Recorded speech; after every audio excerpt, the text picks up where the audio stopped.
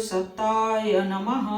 गायत्री महाविज्ञान प्रथम भाग। लेखक परम पूज्य गुरुदेव वेद मूर्ति तपोनिष्ठ पंडित श्री राम शर्मा आचार्य। आइए पढ़ते हैं, सुनते हैं और समझने का प्रयास करते हैं। गायत्री मंत्र हमारे साथ साथ। ओम भूर्भुवः स्वः तत्सवितुर्वरेण्यं भर्गो देवस्य धीमहि धियो यो नः प्रचोदयात्। गायत्री द्वारा वाममार्गी तांत्रिक साधनाएं। इस पुस्तक के प्रारंभिक पृष्ठों से गायत्री की उत्पत्ति की चर्चा करते हुए यह बताया जा चुका है कि ब्रह्मा से शक्ति की उत्पत्ति हुई और वह शक्ति दो विभागों में बटी। एक संकल्पमयी गायत्री, दूसरी परमाणुमयी गायत्री। संकल्पमयी गायत्री का उपयोग आत्मिक शक्तियों को बढ़ाने एवं दैवी सानिध्य प्राप्त करने में होता है।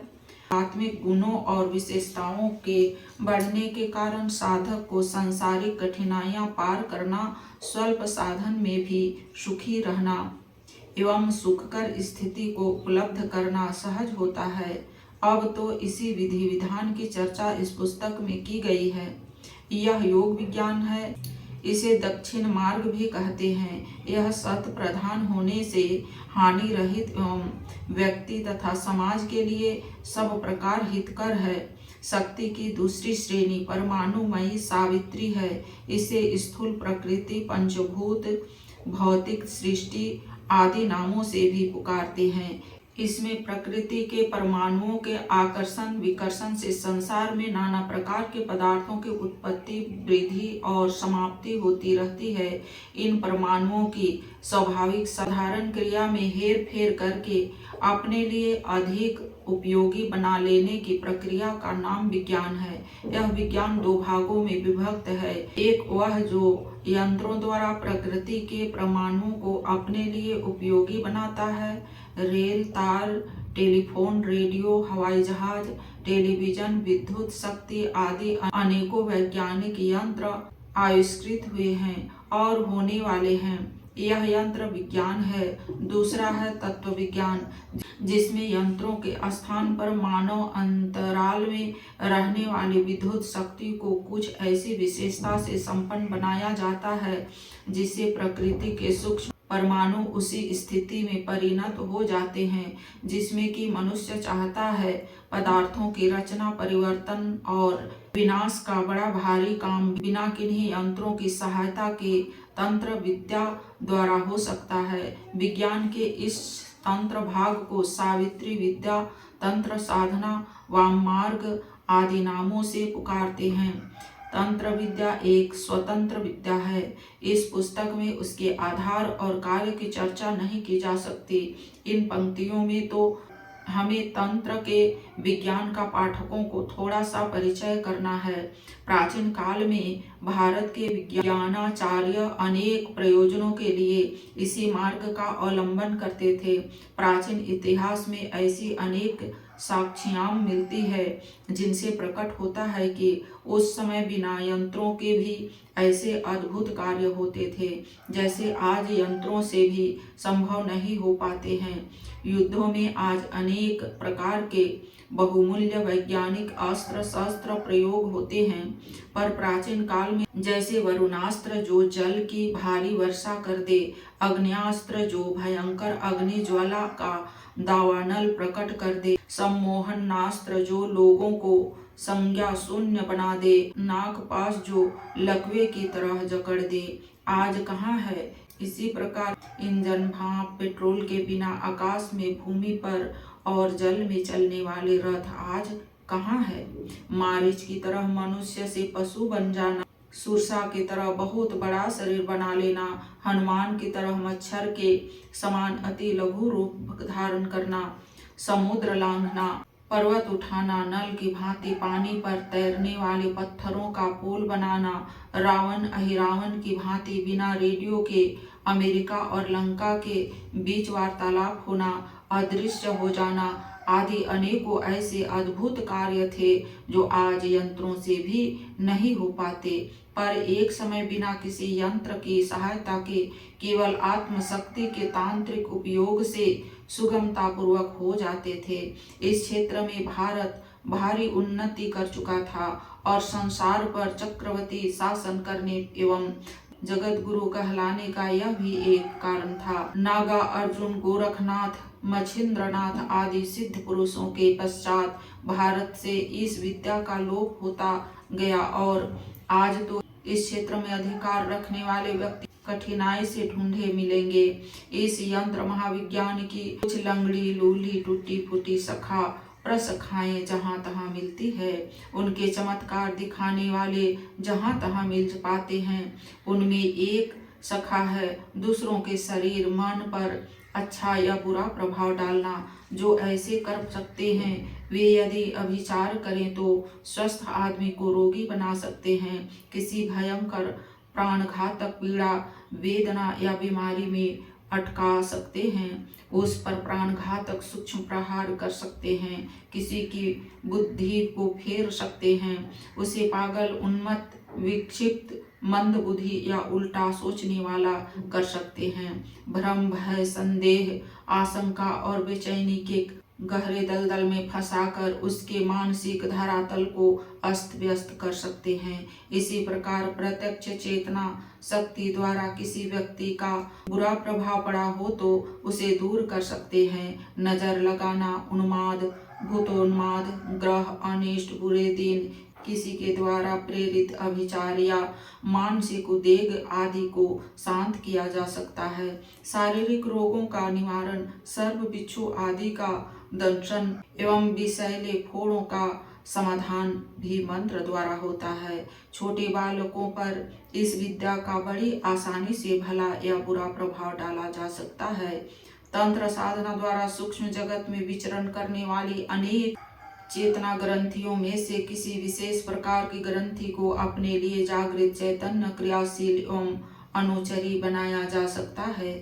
देखा गया है कि कई तांत्रिकों को मसान पिशाच भैरव छाया पुरुष ब्रह्मा राक्षस बैताल कर्ण पिशाचिनी त्रिपुर सुंदरी कालरात्रि दुर्गा आदि की सिद्धि होती है। जैसे कोई सेवक प्रत्यक्ष शरीर से किसी के यहाँ नौकर रहता है और मालिक की आज्ञानुसार काम करता है, वैसे ही यह शक्तियां अप्रत्यक्ष रूप से उस तंत्र सिद्धि पुरुष के वश में होकर सदा उसके समीप उपस्थित रहती है और जो आज्ञा दी जाती है उसको वे अपनी सामर्थ्यानुसार पूरा करती है। इस रीति से कई बार ऐसे ऐसे अद्भुत काम किए जाते हैं कि उनके कारण आश्चर्य से दंग हो जाना पड़ता है। होता यह है कि अदृश्य लोक की चेतना ग्रंथियां सदा विचरण करती रहती है। तांत्रिक साधना विधानों द्वारा अपने योग्य ग्रंथियों को पकड़कर उनमें प्राण डाला जाता है।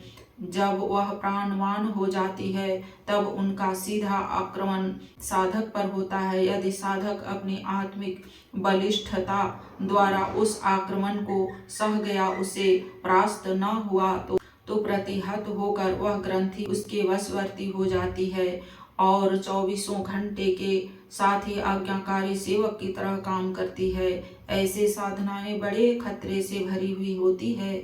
निर्जन शमशान आदि भयंकर प्रदेशों में ऐसी रोमांचकारी विधि व्यवस्था का प्रयोग करना पड़ता है जिससे साधारण मनुष्य का कलेजा दहल जाता है। उस समय ऐसे ऐसे घोर अनुभव होते हैं जिनसे डर जाने, बीमार पड़ जाने, पागल हो जाने या मृत्यु के मुख में चले जाने की आशंका रहती है। ऐसी साधनाएं हर कोई नहीं कर सकता। कर ले तो सिद्धि मिलने पर उन अदृश्य शक्तियों को साथ रखने की कष्ट साध्य शर्तें होती है, उन्हें पालन नहीं कर सकता। यही कारण है कि इस मार्ग पर चलने का कोई विरले ही साहस करते हैं, उनमें से कोई विरले ही सफल होते हैं और जो सफल होते हैं उनमें से कोई विरले ही अंतकाल तक उनसे समुचित लाभ उठा पाते हैं।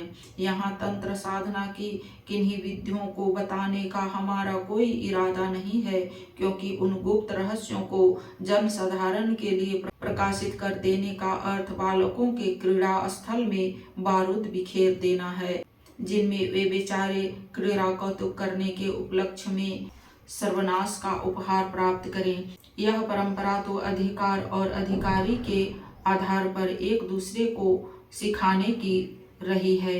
हमें स्वयं इस मार्ग पर प्राणघातक खतरे में होकर गुजरने का कड़वा अनुभव है।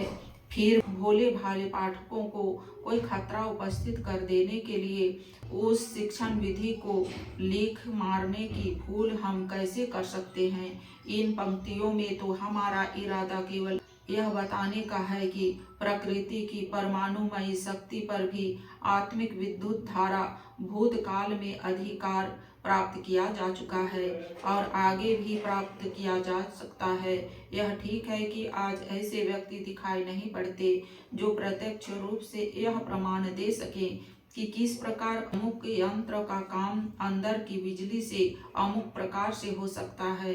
यह विद्या विगत 2000 वर्षों से धीरे धीरे विलुप्त होती चली गई है और अब तो इस विद्या के ढूंढे नहीं मिलते। वैसे तो वैज्ञानिक यंत्रों के अनेक आविष्कारों के कारण उतनी आवश्यकता आज नहीं रही, फिर भी उस महाविद्या का प्रकाश तो जारी रहना ही चाहिए। यह आज के तांत्रिकों का कर्तव्य है कि इस लुप्त प्राय सावित्री विद्या को अथक परिश्रम द्वारा पुनर्जीवित करके भारतीय विज्ञान की महत्ता संसार के सामने प्रतिष्ठित करे। आज के तांत्रिक जितना कर लेते हैं, यद्यपि यह भी कम महत्वपूर्ण और कम आश्चर्यजनक नहीं है, फिर भी इस मार्ग के पथिकों को तब तक चैन नहीं लेना चाहिए जब तक कि परमाणु प्रकृति पर आत्मशक्ति द्वारा अधिकार करने के विज्ञान में पूर्व काल जैसी सफलता प्राप्त न हो जाए।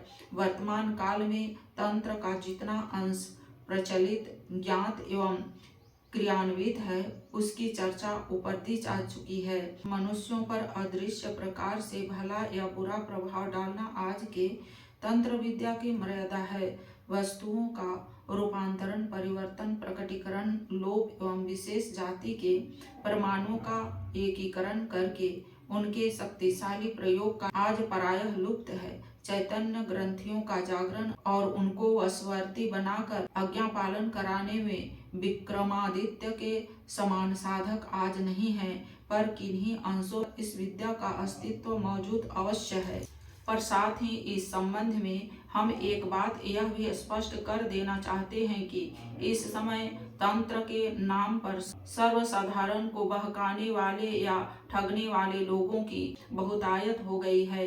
ऐसे लोग धन के लालच से या पारस्परिक राग द्वेष के कारण अन्य व्यक्तियों को हानि पहुंचाने की चेष्टा किया करते हैं। उनके प्रयत्न कहाँ तक सफल होते हैं अथवा उनके कथन में कहाँ तक सच्चाई होती है, यह तो दूसरी बात है, पर इतना अवश्य है कि ऐसे लोगों के कार्यों के परिणाम स्वरूप इस विद्या की बदनामी होती है और इसे लोग श्रेष्ठ जनों के अनुपयुक्त समझने लगते हैं। यह अवस्था सर्वथा अवांछनीय है और जो लोग ऐसा कृत्य करते हैं वे निस्संदेह दंड के भागी हैं।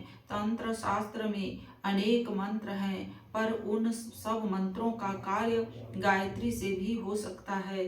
गायत्री की संकल्प शक्ति की साधना सविस्तार लिखी जा चुकी है, क्योंकि वह सर्वहितकारी, सुलभ और सर्वमंगलमय है।